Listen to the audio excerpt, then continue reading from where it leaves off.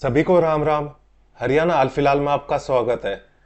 इस वीडियो में हम देखेंगे कि जो क्वेश्चन आए थे एचएसएससी सीईटी में हरियाणा से, वो हमारे जो बुक थी, हमारी बुक हरियाणा हाल फिलहाल, उसमें से कहाँ कहाँ से आए थे, कौन से पेज नंबर से आए थे। हमारी ये बुक 135 पेज की थी, जिसमें से 35 पेज तो हरियाणा जी के फटाफट रिवीजन के थे और सभी करंट अफेयर के क्वेश्चन हमारी बुक में से आए थे और साथ ही काफ़ी क्वेश्चन हमारी हरियाणा जी के फटाफट रिवीजन में से भी आए थे।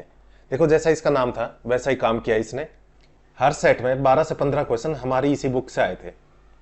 ये जो 135 पेज की बुक थी, ये आप 4 दिन में पढ़ सकते थे। और इसमें जो हरियाणा जी के फटाफट रिवीजन का पार्ट था, जो इसमें से 35 पेज में से था, देखो 100 पेज तो हरियाणा के करंट अफेयर के थे और 35 पेज थे हरियाणा जी के फटाफट रिवीजन के। तो ये 35 पेज आप एक दिन में पढ़ सकते थे। और हमने इसका लेक्चर भी बनाया था, जो करीब 4-4.5 घंटे का था। उसको 1.5x पे करो तो 3-3.5 घंटे में वो कवर हो सकता है। अगर आपने एग्जाम से पहले रिवाइज किया होगा तो 3-3.5 घंटे लगे होंगे बुक के साथ। और इसमें हरियाणा जी के फटाफट रिवीजन करने का मकसद यही था, जिसको अपना बेस स्ट्रॉन्ग करना है, टाइम कम है, तो वे अपना इससे पढ़ लें, ताकि कम टाइम में ज़्यादा से ज़्यादा टॉपिक कवर हो जाए। जो भी इंपॉर्टेंट टॉपिक थे वे सभी इसी में कवर थे। या फिर एग्जाम से पहले रिवाइज करना है और आपने डिटेल में पढ़ रखी है, तो वहाँ से तो रिवाइज कर नहीं पाओगे जो डिटेल में बुक है, तो उसके लिए भी इसने काफ़ी हेल्प किया होगा। अब क्वेश्चन देखते हैं। ये पहला क्वेश्चन देखिए, एग्जाम में आया हुआ था ये। 1857 के भारतीय विद्रोह के बाद अंग्रेजों ने बल्लभगढ़ राज्य पर कब्जा कर लिया था। बल्लभगढ़ के अंतिम शासक कौन थे? नाहर सिंह थे। ये देखिए, हमारे पेज नंबर 109 पर गिवन था ये। फरीदाबाद का मैप के साथ कवर करवा रखा है। फरीदाबाद के पॉइंट में देखिए, 9 जनवरी 1858 को चांदनी चौक पर फांसी दी गई थी नाहर सिंह जी को। इनको बल्लभगढ़ का शेर के नाम से भी जाना जाता है। और 23 सितंबर 1857 को अंग्रेज अधिकारी सावर्स ने राजा नाहर सिंह को उनकी गुड़साल में कैद कर लिया था। डायरेक्ट क्वेश्चन आया हुआ है। नेक्स्ट देखते हैं। यह हरियाणा बजट से रिलेटेड है। हरियाणा बजट 2025-26 के तहत लाडो लक्ष्मी योजना के तहत महिलाओं के कल्याण के लिए कितनी राशि आवंटित की गई थी? यह हमारा बजट का अलग से टॉपिक था, उसमें समाज कल्याण का सब टॉपिक था, उसके अंदर गिवन था ये लाडो लक्ष्मी योजना। इसके तहत महिलाओं को हर महीने 2100 रुपए की आर्थिक सहायता देने का संकल्प किया गया था और साथ ही वित्त वर्ष 2025-26 में 5000 करोड़ रुपए का प्रावधान किया गया था। देखो, डायरेक्ट क्वेश्चन आया हुआ है। और हमने कंप्लीट करंट अफेयर भी शॉर्ट में करवाया था, ताकि आपका कोई भी टॉपिक ना छूटे और जल्दी से जल्दी कवर हो जाए। सभी पॉइंट टॉपिक वाइज और मैप के साथ अरेंज थे, जिससे आपको लंबे टाइम तक याद भी रहे और याद करने में भी आसानी हो। अब नेक्स्ट क्वेश्चन देखिए, ये था हरियाणा में निम्नलिखित में से कौन सा उद्यान या अभ्यारण्य रामसर स्थल है? देखो, मैंने लेक्चर में भी काफी बार बता रखा है कि 2 रामसर साइट है, एक सुल्तानपुर राष्ट्रीय उद्यान और दूसरा है झज्जर में भिंडावास वन्यजीव अभ्यारण्य। ये देखिए, यहां मैप में गिवन था, पेज नंबर 56 पर है। हरियाणा में रामसर साइट 2 है, सुल्तानपुर राष्ट्रीय उद्यान जो गुरुग्राम में है और भिंडावास वन्यजीव अभ्यारण्य, ये कहां पर है? झज्जर में। हमारी बुक के पेज नंबर 56 पर दिया हुआ है ये। नेक्स्ट है, उत्तर भारत में पहला परमाणु ऊर्जा संयंत्र हरियाणा के हिसार जिले में बनाया जा रहा है? नहीं बनाया जा रहा। कहां पर बनाया जा रहा है? फतेहाबाद में, फतेहाबाद के गोरखपुर में। नेक्स्ट है, हरियाणा राज्य ने मुख्यमंत्री किसान एवं खेतीहर मजदूर सुरक्षा जीवन सुरक्षा योजना, इसके लिए आयु सीमा को हटा दिया है। ये सही है। और सरस आजीविका मेला, इसका तीसरा संस्करण गुरुग्राम में आयोजित किया गया था। एक आजीविका मेले की बात हो रही है, सरस आजीविका मेला, तो इसमें सेकंड और थर्ड ठीक है, यानी फर्स्ट ऑप्शन इसका ठीक था। अब ये देखिए, पेज नंबर 126 पर तो गिवन है कि परमाणु यानी नाभिकीय विद्युत केंद्र कहां पर बनाया जा रहा है? गोरखपुर में। कहां पर है ये? फतेहाबाद के। मैप के साथ अरेंज था। और नेक्स्ट जो था, मुख्यमंत्री किसान एवं खेतीहर मजदूर जीवन सुरक्षा योजना, तो हरियाणा सरकार ने किसानों से संबंधित इस योजना में आयु सीमा को समाप्त कर दिया है। डायरेक्ट आया हुआ है, पेज नंबर 19 पर था ये। और पेज नंबर 6 पर था सरस आजीविका मेला, इसके बारे में 2024 का आयोजन गुरुग्राम में किया गया था। नेक्स्ट क्वेश्चन है, हरियाणा विधानसभा में अनुसूचित जातियों यानी एससी के लिए आरक्षित निर्वाचन क्षेत्रों की वर्तमान संख्या क्या है? 17 है। ये हमारे 100 नंबर पेज पर दिया हुआ था। ये पॉइंट देखिए, कुल विधानसभा सीट कितनी है? 90, जिसमें से 17 निर्वाचन क्षेत्र अनुसूचित जाति के उम्मीदवारों के लिए आरक्षित है।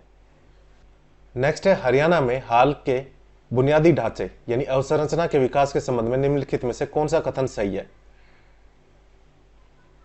तो इसमें से कौन सा सही है? ये सही है, राष्ट्रीय राजमार्ग 152D अंबाला और नारनौल को जोड़ता है। ये हमारे पेज नंबर 130 पे दिया हुआ था। हरियाणा का सबसे लंबा राजमार्ग कौन सा है? Trans Haryana expressway, Ambala Narnaul expressway के नाम से भी जानते हैं। नेशनल हाईवे 152D 227 किलोमीटर का है। डायरेक्ट हाईवे किस किस को जोड़ता है? अंबाला और नारनौल को। नेक्स्ट है, थानेसर में कौन सा मंदिर राजा हर्षवर्धन के शासनकाल के दौरान एक प्रमुख धार्मिक केंद्र के रूप में कार्य करता था? इसके बारे में बुक में दिया हुआ है। हर्षवर्धन कहाँ के राजा थे? थानेसर के। इनकी राजधानी थी थानेसर, जिसे स्थानेश्वर के नाम से भी जानते हैं। और वहां पर कौन सा मंदिर है? स्थानेश्वर महादेव मंदिर। ये भी हमने जो महत्वपूर्ण स्थल है उसमें बताया हुआ है स्थानेश्वर महादेव मंदिर कहां पर है। देखो ये डायरेक्ट नहीं आया हुआ है, पर आप थोड़ा सा आइडिया लगाते तो ये क्वेश्चन भी ठीक हो सकता है इजीली। नेक्स्ट है, हरियाणा कवर करता है 2.34% of geographical area of India. Haryana भौगोलिक क्षेत्र का 2.34 भाग घेरता है? नहीं घेरता, 1.34% घेरता है। और सरकार ने मादा नीलगायों को गोली मारने को वैध कर दिया है। ये गलत है, क्योंकि हमारे बिश्नोई समाज की वजह से ये ऑर्डर दिया तो था, पर बिश्नोई समाज ने विरोध किया तो उसकी वजह से वापस ले लिया था। और लेंटाना कैमारा हरियाणा वन परिस्थितिकी तंत्रों के लिए एक महत्वपूर्ण खतरा है। देखो ये बुक में नहीं दिया हुआ है, पर ये दोनों दिए हुए थे, तो इन दोनों के हिसाब से भी आप आइडिया लगा सकते हो कि केवल 3 इसका सही आंसर है, कि बाकी 1 और 2 जहां पे भी आ रहे हैं वो गलत है। देखो बी सिर्फ 2 और 3 है, तो 2 तो है ही नहीं। ऐसे ही डी भी गलत है और सी भी गलत है। इसका देखो मैंने यहां पर दिया हुआ है। क्षेत्रफल कितना है हरियाणा का? 44,212 वर्ग किलोमीटर। भारत के कुल क्षेत्रफल का 1.34% है। और पंजाब का 35% हिस्सा था जब यह अलग हुआ, और देश का 17वां राज्य था हरियाणा। और नेक्स्ट है, बिश्नोई समाज के विरोध के परिणाम स्वरूप हरियाणा सरकार ने किस जानवर को मारने पर कानूनी रोक लगा दी थी? ये नर नीलगाय। देखो अभी तो नर नीलगाय के लिए लगाई थी, पर नर के लिए भी लगाई है तो मतलब सिंपल सा है, मादा के लिए भी रोक लगा दी थी। नेक्स्ट आया था, केंद्रीय भैंस अनुसंधान संस्थान कहां पर है? हिसार में। राष्ट्रीय डेयरी यानी एनडीआरआई राष्ट्रीय डेयरी अनुसंधान संस्थान ये करनाल में है। और आईआईएम ये रोहतक में है। और भारतीय कृषि अनुसंधान संस्थान ये पंचकुला में नहीं है, इसका हेडक्वार्टर दिल्ली में है। इसके बारे में हमारी बुक में यहां पर पेज नंबर 118 पर दिया हुआ था। देखो NDRI national dairy research institute detail से बताया हुआ है, कहां पर? करनाल में। कि 1955 में बेंगलुरु से करनाल स्थानांतरित किया गया था। 1923 में इसको बेंगलुरु में इंपीरियल डेयरी संस्थान के नाम से शुरू किया गया था। और जब 1947 में भारत को आज़ादी मिली तो उसके बाद इसका नाम राष्ट्रीय डेयरी अनुसंधान रखा गया था, अनुसंधान संस्थान। और आईआईएम के बारे में देखो यहां पर दिया हुआ है, रोहतक में आईआईएम। सेकंड पॉइंट है, मैप के साथ अरेंज कर रखा था। और थर्ड पॉइंट है, हिसार में केंद्रीय भैंस अनुसंधान संस्थान 1985 में बना था। ये तीनों दिए हुए हैं, तो चौथा अपने आप गलत हो जाता है पॉइंट। 3 तो इस बुक में थे ही, तो ये तीनों सही थे ही, और चौथा बुक में था ही नहीं, क्योंकि हरियाणा में है ही नहीं, तो बुक में भी कहां से होता। नेक्स्ट है, चौधरी बंसीलाल क्रिकेट स्टेडियम हरियाणा के किस शहर में स्थित है? तो बुक में हमने बता रखा था कि ये रोहतक में स्थित है। तो फरीदाबाद वैसे ही कट जाता, पंचकुला कट जाता, गुरुग्राम कट जाता, लाहली कहां पर आता है? रोहतक में। ये देखिए यहां पर दिया हुआ था रोहतक के। राजीव गांधी स्टेडियम भी रोहतक में, बंसीलाल क्रिकेट स्टेडियम भी रोहतक में, और साई का राष्ट्रीय मुक्केबाजी अकादमी ये भी रोहतक में है। नेक्स्ट है, हरियाणा का कैथल शहर ऐतिहासिक रूप से किस प्रसिद्ध महिला योद्धा से संबंधित है? रजिया सुल्तान से संबंधित है, क्योंकि रजिया सुल्तान की हत्या 1240 में कैथल में हुई थी, और यहीं पर इनका मकबरा भी है। ये हमारी बुक में 106 नंबर पेज पर दिया हुआ था। ये देखिए 1240 में रजिया बेगम का कैथल में कत्ल हुआ, और रजिया बेगम का मकबरा कैथल में है। जो महत्वपूर्ण स्थल से एक अलग और पॉइंट बना रखा है, उसमें भी देखा है कि रजिया बेगम का मकबरा कैथल में है। नेक्स्ट है, सॉफ्टवेयर निर्यात के मामले में हरियाणा का भारतीय राज्यों में क्या स्थान है? तीसरा स्थान था। ये हमारी बुक के 91 नंबर पेज पर दिया हुआ है। सभी रिपोर्ट्स एंड सूचकांक के नाम से एक अलग से टॉपिक था, उसमें दिया हुआ है कि सॉफ्टवेयर एक्सपोर्ट में हरियाणा का देश में तीसरा स्थान है। नेक्स्ट है, हरियाणा के गुरुग्राम और फरीदाबाद जिलों की सिंचाई कौन सी नहर करती है? सिंपल सा इसका आंसर तो गुरुग्राम नहर करती है। बाकी जो नहर है जैसे भाखड़ा नहर, ये किस किस को करती है? नांगल भाखड़ा बांध, यहाँ से भाखड़ा नहर निकलती है। और कहाँ से एंटर करती है? टोहाना फतेहाबाद नामक स्थान से। तो वहां से यहाँ तक तो नहर आ नहीं पाएगी, साउथ तक बिल्कुल। और नेक्स्ट ऑप्शन था भिवानी नहर, यानी भिवानी उत्थापक सिंचाई योजना। भिवानी में सिंचाई की सुविधा के लिए है ये। और जवाहर नहर, ये महेंद्रगढ़ में सिंचाई की सुविधा के लिए है। और यहां पर दे रखा है गुड़गांव नहर यमुना नदी के ओखला बैराज से निकलती है। तो डायरेक्ट नहीं दिया हुआ, पर जो ऑप्शन थे उसमें भी देख के आप आइडिया लगा सकते थे कि कौन सा हो सकता है। और जैसा नाम है गुड़गांव नहर का, भाई गुड़गांव फरीदाबाद उसी आसपास के एरिया के लिए ही बनाई गई होगी ना। नेक्स्ट है फुलकारी का अर्थ क्या है? ये सोल बनाने की एक कला है। देखो बाकी तो ऑप्शन बिल्कुल ही मैच नहीं होते। हरियाणा के गांव का एक बड़ा हिस्सा नहीं भाई, मिट्टी के बर्तन बनाने की एक कला नहीं, और ऊपर वालों में से कोई भी नहीं, ये भी नहीं हो सकता आंसर, क्योंकि कपड़ों से रिलेटेड था ही फुलकारी। ये देखो यहां पर दिया हुआ था हमारा पेज नंबर 132 में, फुलकारी डब्बी नुमा फुलकारी की कढ़ाई वाली ओढ़नी को कहते हैं, और इसकी कढ़ाई बहुत सघन होती है। तो फुलकारी क्या है? सोल बनाने की एक कला है, क्योंकि ओढ़नी है ये एक। नेक्स्ट है राष्ट्रीय मतदाता दिवस कब मनाया जाता है? 25 जनवरी को मनाया जाता है। ये देखो हमारे यहां पर दिया हुआ था पेज नंबर 80 में, 25 जनवरी को राष्ट्रीय मतदाता दिवस यानी नेशनल वोटर्स डे मनाया जाता है। और इस बार इसकी थीम थी मतदान जैसा कुछ नहीं, वोट अवश्य डालेंगे हम। नेक्स्ट है हरियाणा में महिलाओं द्वारा दाहिने हाथ के अंगूठे में पहने जाने वाली शीशे से जड़ी अंगूठी का नाम क्या है? इसका नाम क्या है? आरसी। ये देखो पेज नंबर 132 में दिया हुआ है कि आरसी महिलाओं द्वारा दाएं हाथ के अंगूठे में पहना जाता है, और ये आईना जड़ित अंगूठी होती है। नेक्स्ट है निम्नलिखित में से कौन सा अंतरराष्ट्रीय गीता महोत्सव 2024 का भागीदार राज्य था? उड़ीसा था ये पेज नंबर 5 में गिवन था। कुरुक्षेत्र में इसका आयोजन हुआ था। देखो देखने में थोड़ा छोटा पड़ रहा होगा, पर ये यहां पर है 5th पॉइंट। अंतरराष्ट्रीय गीता महोत्सव 2024 कुरुक्षेत्र का आयोजन 28 नवंबर से 15 दिसंबर 2024 को किया गया था, और पार्टनर देश था इसका तंजानिया, पार्टनर राज्य उड़ीसा था। और 2016 से हरियाणा सरकार ने गीता महोत्सव को अंतरराष्ट्रीय स्तर पर मनाने की शुरुआत की थी। कंप्लीट इंफॉर्मेशन है। पार्टनर राज्य कौन था इसका? उड़ीसा। नेक्स्ट है हरियाणा में कितनी बार राष्ट्रपति शासन लगाया गया? 3 बार लगाया गया है। ये हमारे पेज नंबर 102 पर दिया हुआ था। हरियाणा में राष्ट्रपति शासन 3 बार है। एक तो 1967 में, उस टाइम राज्यपाल वीरेंद्र नारायण चक्रवर्ती थे।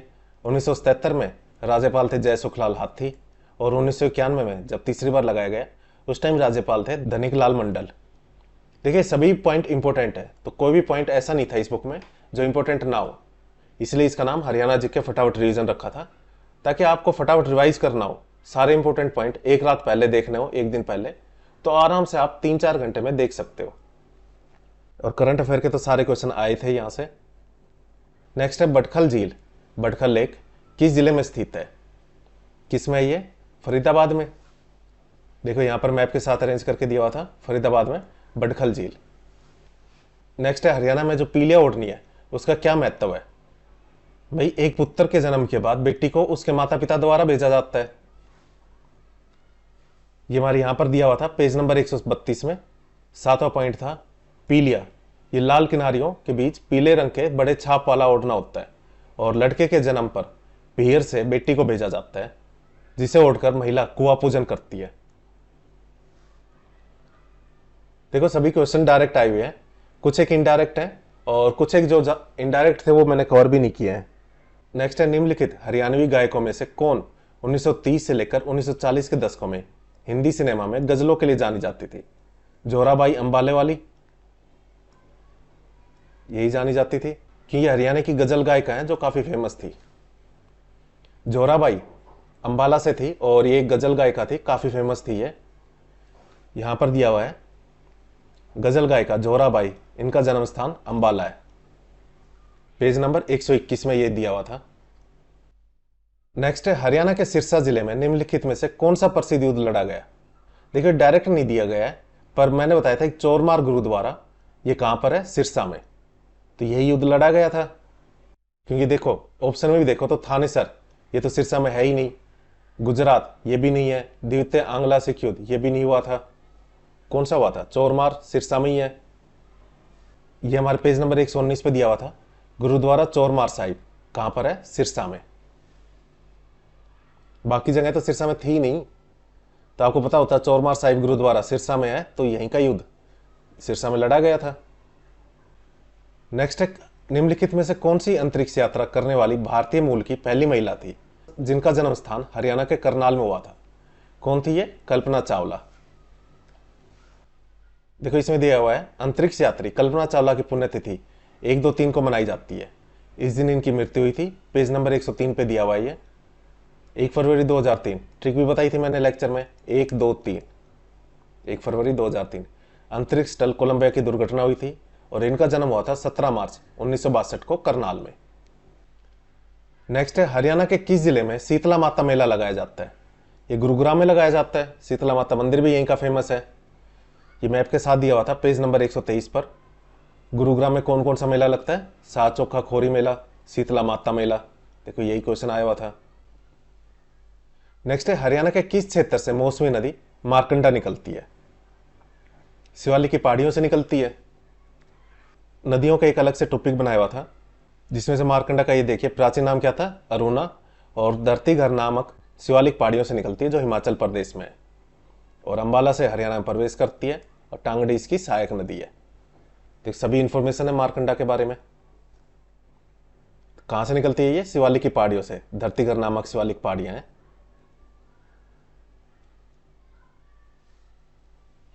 नेक्स्ट है, हरियाणा में महाराणा प्रताप बागवानी विश्वविद्यालय कहां स्थित है? ये करनाल में स्थित है। जितने भी इंपॉर्टेंट इंस्टीट्यूट हैं उसका एक अलग से पॉइंट बना रखा था। यहां पर पहला पॉइंट देखिए, Maharana Pratap horticulture university. Horticulture का मतलब ही क्या होता है? बागवानी।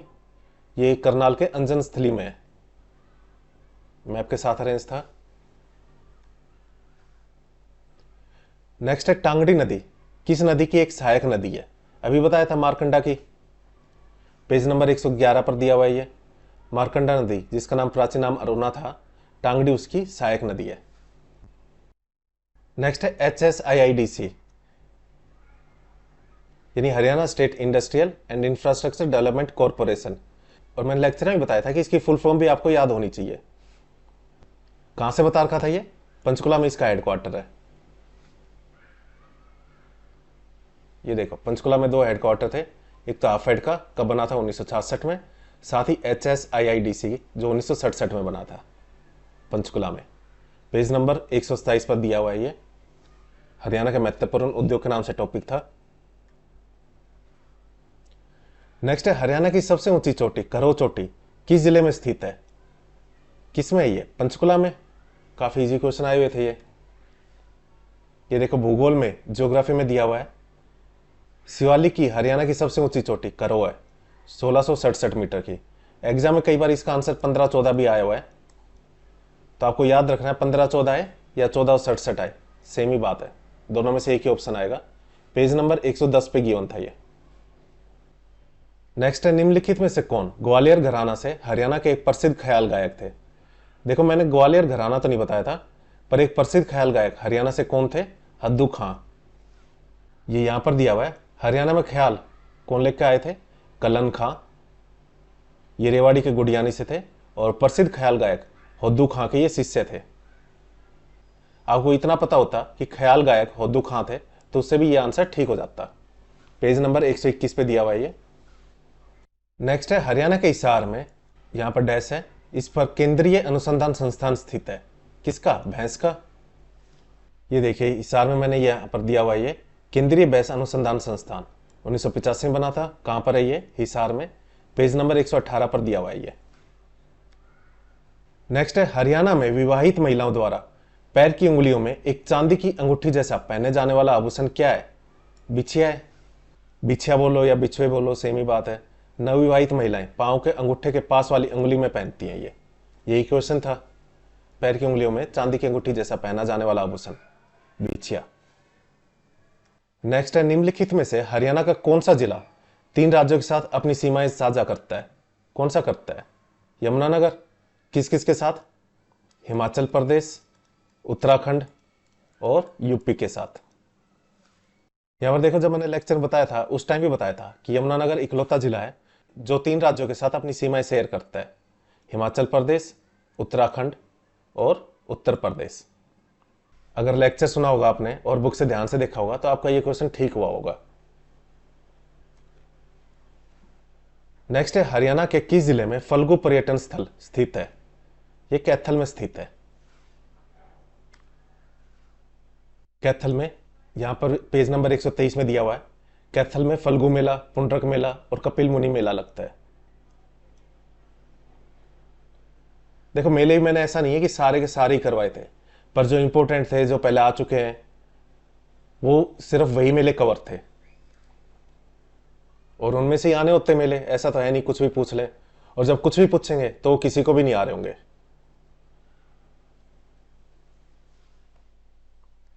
नेक्स्ट है, हरियाणा की कौन सी नहर प्रणाली नांगल के पास से निकलती है और सिरसा और हिसार को सिंचित करती है? कौन सी है ये? भाखड़ा नहर। सतलुज में भाखड़ा नांगल बांध और यहीं से भाखड़ा नहर निकलती है और ये हरियाणा में टोना नामक स्थान से प्रवेश करती है। और जो बाकी नहर है वो तो ऑप्शन में वैसे ही कट जाती है। नेक्स्ट है, एशिया का सबसे अच्छा डेयरी अनुसंधान संस्थान यानी NDRI, national dairy research institute, Haryana में किस शहर में स्थित है? करनाल में स्थित है। ये देखो, पेज नंबर 118 पर दिया हुआ था, नेशनल डेयरी रिसर्च इंस्टीट्यूट 1955 में बेंगलोर से करनाल स्थानांतरित किया गया था। मैप के साथ गिवन था। मैप के साथ करवाने का यही फायदा है कि आपको याद करने में काफी आसानी रहती है और साथ ही सारे करंट अफेयर के टॉपिक्स इसमें टॉपिक वाइज थे। टॉपिक वाइज और मैप के साथ होने से पॉइंट काफी अच्छी तरीके से इजीली याद हो जाते हैं और लंबे टाइम तक याद रहते हैं। नेक्स्ट है, हरियाणा में हिसार को एक मुख्य शहर के रूप में स्थापित करने वाला पहला शासक कौन था? फिरोज शाह तुगलक। किसके नाम पर किया था? अपने उसका बेटा था फतेह खां, उसके नाम पर किया था। देखो, फतेहाबाद फतेह खां के नाम पर बनाया था, फिरोज शाह तुगलक का बेटा था ये, फिरोज शाह तुगलक ने बनाया था। पेज नंबर 106 पर यह दिया हुआ है। नेक्स्ट है, हरियाणा में मारकंडा नदी का ऐतिहासिक नाम क्या था? अरुणा था नाम। पेज नंबर 111 में दिया हुआ है, मारकंडा नदी, इसका प्राचीन नाम अरुणा। पारंपरिक हरियाणवी साहित्यिक और सांस्कृतिक रूपों के बारे में निम्नलिखित में से कौन सा कथन गलत है? रतवाई नृत्य मेवाती जनजाति से जुड़ा एक नृत्य है, सही है ये। रागनी हरियाणवी में कथात्मक काव्य का एक लोकप्रिय रूप है, भाई ये तो आप सभी को पता होगा, ये सही है। और सांग और स्वांग एक लोक रंगमंच है जिसमें संगीत और नाटक का संयोजन किया जाता है, ये भी बुक में कवर है, सही है। और झूमर नृत्य महिलाओं द्वारा गोलाकार विन्यास में किया जाता है, ये गलत है क्योंकि बुक में भी बता रखा है कि झूमर नृत्य महिलाएं करती है। देखो, पेज नंबर 120 पे दिया हुआ था ये, रतवाई नृत्य मेवात के वर्षा काल में किया जाता है। कहां पर? मेवात में। और झूमर नृत्य जो गलत था उसका दिया हुआ है 120 नंबर पेज पर ही था, महिलाओं द्वारा विवाह या अन्य खुशी के अवसरों पर किया जाता है और इसे हरियाणवी गिद्दा भी कहते हैं झूमर को। तो एक तो पुरुषों द्वारा नहीं किया जाता भैया, तो वैसे ही गलत हो गया। कौन सा कथन गलत है? डी। नेक्स्ट है, हरियाणा की सीमा दिल्ली को छोड़कर कितने भारतीय राज्यों के साथ लगती है? भाई 5 राज्यों के साथ लगती है और दिल्ली भी क्या है? यूटी है। पड़ोसी राज्य कितने? 5। कौन कौन से? उत्तर में हिमाचल प्रदेश, उत्तर पूर्व में उत्तराखंड, पूर्व में उत्तर प्रदेश, दक्षिण और दक्षिण पश्चिम में राजस्थान, पश्चिम में पंजाब, और 2 केंद्रीय शासित राज्य हैं, दक्षिण पूर्व में दिल्ली और उत्तर पश्चिम में चंडीगढ़। ये क्यों? क्योंकि चंडीगढ़ यूटी भी है, साथ ही पंजाब की भी कैपिटल है और हरियाणा की भी कैपिटल है। पेज नंबर 99 पे गिवन था ये। नेक्स्ट है, हरियाणा सरकार की उस योजना का क्या नाम है जो बाजार मूल्य एमएसपी से नीचे गिरने पर किसानों को मुआवजा देती है? कौन सी है? भावांतर भरपाई योजना। पेज नंबर 21 पर गिवन था इस कंप्लीट योजना के बारे में। भावांतर भरपाई योजना कि जो किसान है उनकी जो फसल खराब हो उससे पहले वो अगर बाजार में कम कीमत पर अपनी फसलें बेच देते हैं तो नुकसान की भरपाई के लिए उनको प्रोत्साहित किया जा सके। लेक्चर में तो और भी काफी डिटेल से पढ़ाए थे ये पॉइंट मैंने भावांतर भरपाई योजना के बारे में। नेक्स्ट, वैदिक ग्रंथों के अनुसार कौन सी प्राचीन नदी वर्तमान हरियाणा से होकर बहती थी और इसका पुनरुद्धार एक वर्तमान परियोजना है? कौन सी है ये? सरस्वती है। इसके लिए हरियाणा सरस्वती विरासत विकास बोर्ड भी बनाया गया है ना। सरस्वती नदी का पुनरुद्धार करना और इससे जुड़ी जो भी विरासत है उसका विकास करना शामिल है इसमें। तो ये कंप्लीट पॉइंट पढ़ोगे। क्या है इसका आंसर? सरस्वती नदी है। बुक में और भी काफी जगह बता रखा है, जैसे हरियाणा की सबसे पवित्र नदी कौन सी थी? सरस्वती नदी। वेदों में इसका जिक्र है, ये सारी चीजें बता रखी हैं। और इसी नदी के पुनरुद्धार के लिए हरियाणा सरस्वती विरासत विकास बोर्ड बनाया गया है। 134 पेज नंबर पे गिवन है। निम्नलिखित में से कौन सा वृक्ष हरियाणा का राज्य वृक्ष है? पीपल है। पेज नंबर 100 पे गिवन है ये। राज्य वृक्ष पीपल, राज्य पक्षी, राज्य पुष्प, राज्य पशु, सभी चीजें गिवन है। नेक्स्ट है, हर गर्मियों में आम मेले का आयोजन, इसके लिए कौन सा स्थान प्रसिद्ध है? इसके लिए पिंजौर प्रसिद्ध है। यहां पर देखो बता रखा है मैप के साथ, 123 नंबर पेज में था ये। मैंगो मेला यानी आम मेला कहां पर लगता है? पिंजौर में, पंचकुला के। ये पॉइंट देखिए, 12 मासा का डायरेक्ट नहीं दिया हुआ, पर आइडिया लगा ही सकते हो। एक लोकप्रिय संगीत रूप है जो 12 महीनों के दौरान बिछड़े प्रेमियों की भावनात्मक यात्रा को व्यक्त करता है। और झूलना गीत धार्मिक समारोह से जुड़े होते हैं, मृत्यु संस्कार के दौरान गाए जाते हैं, ये तो गलत है। थर्ड, फाग होली के त्योहार के दौरान गाया जाने वाला संगीत का एक मौसमी रूप है और खुशी और चंचलता को व्यक्त करता है। देखो थर्ड तो डायरेक्ट दिया हुआ है, तो जिसमें थर्ड है उसमें से देख लो, एक ये ऑप्शन होगा, ये ऑप्शन होगा।